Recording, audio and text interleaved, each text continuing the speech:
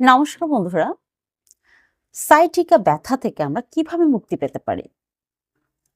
Sciatica pen অধিকাংশ লোকের এখন দেখা যাচ্ছে এটি হচ্ছে লোয়ার ব্যাক পেন, যেটাকে আমরা বলি কোমরের একদম নিচ থেকে, বিশেষ করে বাম পাশে দেখা যায় বেশি।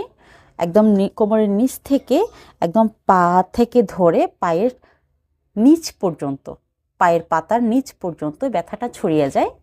এটাকে আমরা সাইটিকা পেন বলি। এটা কিন্তু এক প্রকারের বাত, সাইটিকা বাত।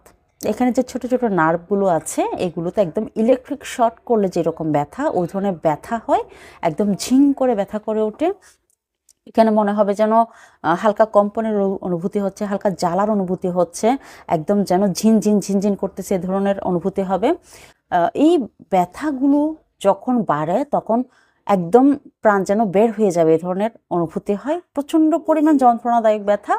এই ব্যথা থেকে আজকে আমি এই ব্যথা থেকে মুক্তি পাওয়ার জন্য কিছু অ্যান্টি ইনফ্লামেটরি উপাদান আপনাদেরকে বলবো, যেগুলো আমাদের খুব হাতের কাছেই থাকে। রান্নাঘরে এসব উপাদানগুলো আপনি পাবেন। যেমন প্রথমত হচ্ছে হলুদ। হলুদ কিন্তু কাঁচা হলুদও নিতে পারেন। যাদের কাঁচা হলুদ নেই, কাঁচা হলুদের অভাবে আপনি গুঁড়া হলুদও নিতে পারেন, হলুদ গুঁড়ি। কুসুম গরম দুধ অথবা কুসুম গরম পানির সাথে 1 গ্লাস পরিমাণ কুসুম গরম দুধ থাকলে দুধ নেবেন, অথবা কুসুম গরম পানি নেবেন। সেখানে 1 চা চামচ কাঁচা হলুদের রস অথবা গুঁড়া হলুদ, গুঁড়া হলুদ হলে 1 চামচের থেকে একটু কম দিতে পারেন, মিশিয়ে কন্টিনিউ একবার খাওয়ার চেষ্টা করেন। আর যদি কন্টিনিউ খেতে না পারেন, অবশ্যই সপ্তাহে 3 থেকে 4 দিন এটি খাওয়ার চেষ্টা করেন। 1 মাস পর্যন্ত যখন খাবেন, আপনি দেখবেন এর রেজাল্ট কেমন দিচ্ছে। দ্বিতীয় অপশন হচ্ছে আদা। সকালে খালি পেটে আদা চাও করে খেতে পারেন। আদা 1 ইঞ্চি বা তার থেকে একটু কম গ্রেট করে অথবা ছেঁচে থেতো করে আপনি 2 কাপ পরিমাণ পানিকে সেদ্ধ করে 1 কাপ করে সেটাকে সামান্য পরিমাণে লবণ দিয়ে এবং সামান্য পরিমাণে লেবু রস দিয়ে আপনি চায়ের মতো চুমুক দিয়ে খেতে পারেন।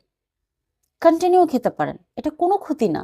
এটা শরীরের জন্য যথেষ্ট পরিমাণ উপকার। আপনার শরীরের ব্যথা বেদনা সারাতে যথেষ্ট পরিমাণ উপকার দিবে।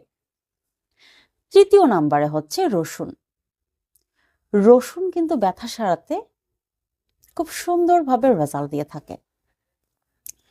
রসুন আপনি ক্যাস্টার অয়েলের সাথে যদি রসুনকে একদম গ্রেট করে, একটা পুরো রসুনকে আপনি গ্রেট করে ধরেন 2 কাপ পরিমাণে ক্যাস্টার অয়েলে একটা বোতলের মধ্যে রেখে রসুন সহ দিয়ে আপনি সপ্তাহ রেখে দেন।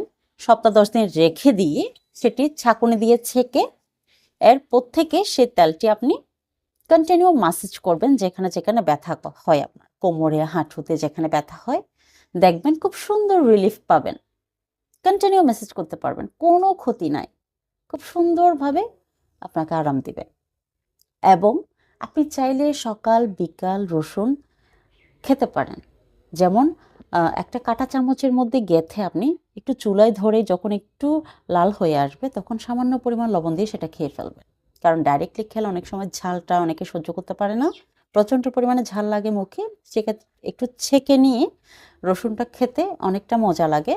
সকালে 1 কোয়া, রাত্রে 1 কোয়া, এভাবে রসুন আপনারা কন্টিনিউ খেতে পারেন, কোনো ক্ষতি নাই, শরীরে যথেষ্ট পরিমাণ উপকার দেবে। চতুর্থত হচ্ছে ফল, টাটকা ফল অথবা বেরি। যেমন স্ট্রবেরি আছে, গ্রিন বেরি আছে, ব্ল্যাকবেরি আছে, ব্লুবেরি আছে, এবং দেখা যাচ্ছে জলপাই খুব ভালো শরীরের জন্য।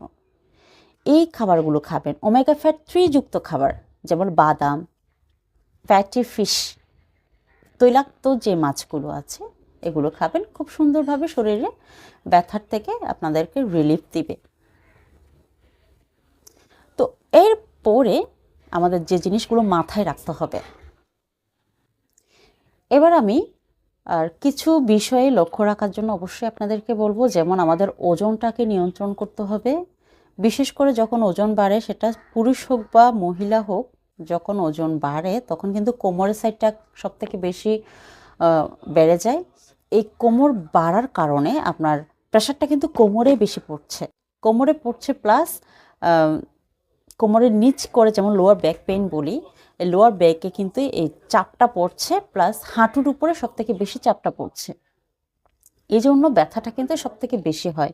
এই জন্য সবথেকে বেশি লক্ষ্য রাখতে হবে আমাদের ওজনটা নিয়ন্ত্রণে রাখা, আমাদের উচিত ওজনটা নিয়ন্ত্রণে রাখা, এবং কম করে হলেও সকালে আধা ঘন্টা, বিকেল আধা ঘন্টা হাঁটা। যদি হাঁটতে না পারেন, আপনি চেষ্টা করবেন স্নান করার সময় সাঁতার কাটার অথবা হালকা ব্যায়াম করার। এগুলো আপনারা ইউটিউবে সার্চ দিলেও পাবেন, সাইটিকা ব্যথার জন্য কোন ব্যায়ামগুলো করা উচিত। আস্তে আস্তে ওগুলো অভ্যাস করবেন। এরপরে আপনাকে খেয়াল রাখতে হবে যে এই যে আমি কোন চেয়ারে বসছি, আমার যদি বসে থেকে অধিক সময় কাজ করতে হয়, আমি যে চেয়ারে বসবো সে চেয়ারটা কমফোর্টেবল কিনা। হ্যাঁ, এই চেয়ারে বসার পর আমার কোমরে ব্যথা হচ্ছে কিনা। অধিক সময় যদি বসে থেকে কাজ করতে হয়, আপনারা আধা ঘন্টা পর বা 20-25 মিনিট পর একটু হেঁটে আসবেন, 3-4 মিনিট একটু হেঁটে আসবেন, একটু ঘুরে ফিরে আসবেন, আবার বসবেন। এইভাবে নিজেদেরকে একটু মেনটেন করে চলাফেরা করবেন। প্রচুর পরিমাণে পানি খাওয়ার চেষ্টা করবেন, প্রচুর পরিমাণে পানি খাওয়ার চেষ্টা করবেন, কারণ পানি কিন্তু আমাদের শরীরে অন্যরকম একটা উপাদান। পানি না থাকলে শরীর কিন্তু ধরতে গেলে অচলই, শুকিয়ে যায়, কোষ্ঠকাঠিন্য বেড়ে যায়। কোষ্ঠকাঠিন্যর ফলে আমাদের শরীরে বিভিন্ন ধরনের ব্যথা বেড়ে যায়। শরীরে পানির প্রয়োজনীয়তা অবশ্যই আছে। এই সব টিপস ফলো করার পরেও যদি আপনার শরীরের ব্যথা না কমে, তাহলে অবশ্যই আমাদের মেডিসিনে যেতে হবে। আমি আজকে শুধুমাত্র 2টি মেডিসিনের কথা বলবো। প্রথমত হচ্ছে কলোসিন্থ। কলোসিন্থ 200 CH পোটেন্সি নেবেন আপনারা সাইটিকে ব্যথার জন্য। কোমর থেকে যে পায়ের নিচ পর্যন্ত, কোমর থেকে আস্তে আস্তে একদম পা থেকে হাঁটু, হাঁটু থেকে আস্তে আস্তে একদম নিচ পর্যন্ত, পায়ের নিচ পর্যন্ত যে ব্যথা যায়, আস্তে আস্তে যেটা ছড়িয়ে যায়, যেমন কখনো একটু জ্বালার অনুভূতি হবে, কখনো মনে হবে যেন কম্পন করছে, কখনো ইলেকট্রিক শক দিলে যেরকম হয় ঝিনঝিন করে উঠবে, এই ধরনের ব্যথা যদি অনুভূতি হয় এবং পায়ের নিচ পর্যন্ত যদি চলে যায় বা হাঁটুতে আসছে বা কোমরে করছে, সেক্ষেত্রে কিন্তু সাইটিকা পেন আপনারা খেয়াল করবেন, বিশেষ করে বাম পাশে সব থেকে বেশি দেখা যায়। এই পেন হলে আপনারা অবশ্যই কলোসিন্থ 200 CH পোটেন্সি আপনারা সেবন করবেন। সকালে 2 ফোঁটা, দুপুরে রাত্রে 2 ফোঁটা, দিনে 2বার, সকালে 2 ফোঁটা, রাত্রে 2 ফোঁটা। ডাইরেক্ট জিভে দিয়েও খেতে পারেন, আবার 1 চামচ পানির মধ্যে দিয়েও আপনারা এই মেডিসিনটি সেবন করতে পারেন। খুব সুন্দর রেজাল্ট পাবেন। এটি আপনারা মিনিমাম 10 থেকে 15 দিন একটানা সেবন করতে পারেন, কোনো সাইড এফেক্ট নেই। 15 দিনের মধ্যে কিন্তু আপনি অনেক বেটার রেজাল্ট পাবেন। যখন আপনার ভালো লাগবে আপনি মেডিসিনটি বন্ধ করে দিবেন, মাস 2-1 পরে আবার আপনি রিপিট করতে পারেন। এবং সাথে ম্যাগনেসিয়া ফসফরিকা বায়োকেমিক মেডিসিন, এটি 6x পোটেন্সিতে পাবেন, 6x পাওয়ার বলি আমরা এটাকে।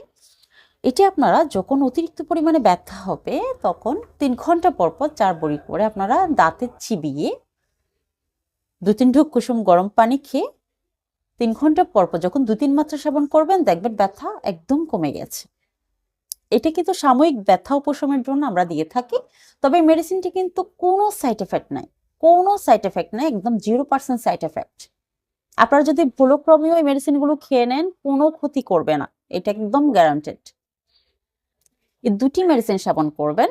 এই 2টি মেডিসিন আপনি যখন ঘরোয়া টিপসগুলো ফলো করার পরে ব্যথার উপশম না হয় দেখেন, তাহলে অবশ্যই এই 2টি মেডিসিন আপনারা সেবন করে দেখবেন, খুব সুন্দর রেজাল্ট পাবেন। এরপরেও যদি আপনারা স্যাটিসফাই না হন, তাহলে অবশ্যই আপনাদের পছন্দ মতো ডাক্তার চুজ করে আপনারা দ্রুত ট্রিটমেন্ট নেবেন। আশা করি আপনাদের ব্যথা অবশ্যই নিবারণ হবে। তো বন্ধুরা, আজকে যে টিপসগুলো বলেছি, যে নিয়মগুলো বলেছি, এগুলো যদি সঠিকভাবে মেনটেন করেন, অবশ্যই আশা করি মেডিসিনের প্রয়োজন হবে না। এরপরেও মেডিসিনের প্রয়োজন হলে অবশ্যই মেডিসিন 2টিকে ট্রাই করবেন, খুব ভালো রেজাল্ট পাবেন। আজকের মতো আমি এখানেই বিদায় নিচ্ছি। এই ধরনের নিত্য নতুন ভিডিও পেতে চ্যানেলটিকে অবশ্যই সাবস্ক্রাইব করবেন এবং পাশে থাকা বেল আইকনটি চাপবেন যাতে আমি আরো নিত্য নতুন ভিডিও আপনাদের কাছে পৌঁছে দিতে পারে। এবং শেয়ার করে দিবেন আপনার বন্ধুদের সাথে, আপনার নিকট আত্মীয়-স্বজনের কাছে পৌঁছে দিবেন শেয়ার করে, যাতে ওনারাও উপকৃত হয় এই ভিডিওটির মাধ্যমে। তো বন্ধুরা, আজকের মতো এখানে বিদায় নিচ্ছি। নমস্কার।